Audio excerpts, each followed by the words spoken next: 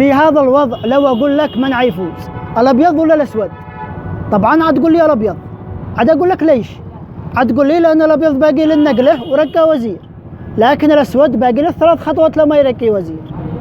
ولو أقول لك إنها تعادل خليك معي.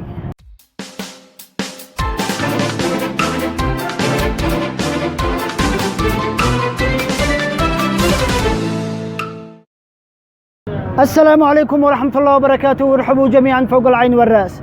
في هذا الوضع اشتك تركز معي. النقلة الآن عند الأسود، الأسود لعب بالجندي لا F3 على أساس يرقي وزير، والأبيض يلعب بالجندي لا G8 ويرقي وزير. الدورة الآن على الأسود، يقدم الجندي لا F2 يرقي وزير. في هذا الوضع يا جماعة تعادل إجباري، ولازم إنك تأخذ بالك إن الملك ما يترك الجندي إلا في عدة حالات عاد أبينها لك الآن. النقلة الآن عند الأبيض، يجيب وزيره لا E6 كش، سواء جاء الملك في هذا المربع في D2 أو في F3، كلاهما مكمل لبعضهما لتعادل.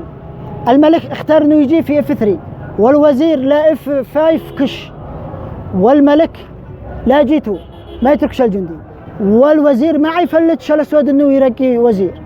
جالف في G4 كش، غلط انك تجي في F1 هتسمح الملك انه يتقدم.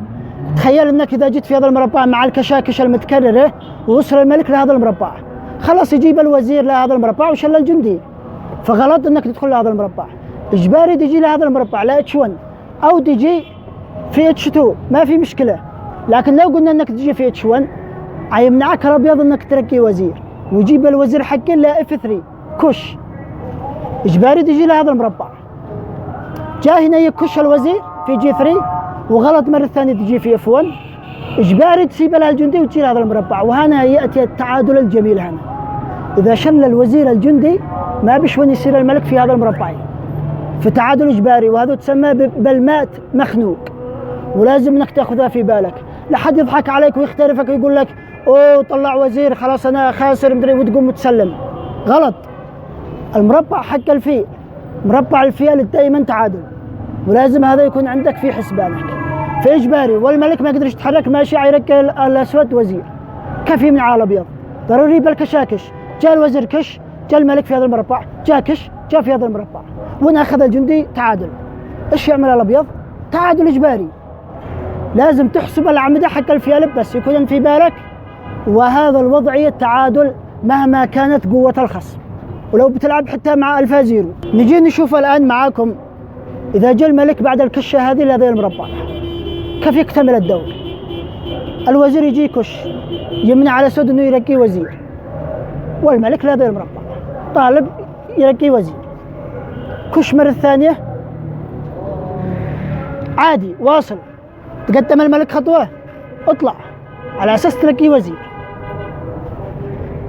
جاء كش هنا انزل هنا وطالبي وزير نفسها، حتى وان قدم الملك خطوه ما في مشكله، وهذا يكتمل التعادل معك الا اذا كان الملك بعيد. اما اذا كان الملك قريب من الجندي فاعتبره انه فوز ابيض ويكتمل معنا كش. جاء الملك ل H1 وكش هنا في G1 وكش وH1 ويسيب لها الجندي، ما يقدرش الملك يتحرك لانك عاد رقي وزير. هذا كل ما لدينا لهذا اليوم، واشوفكم في فيديو قادم باذن الله على خير، والسلام عليكم.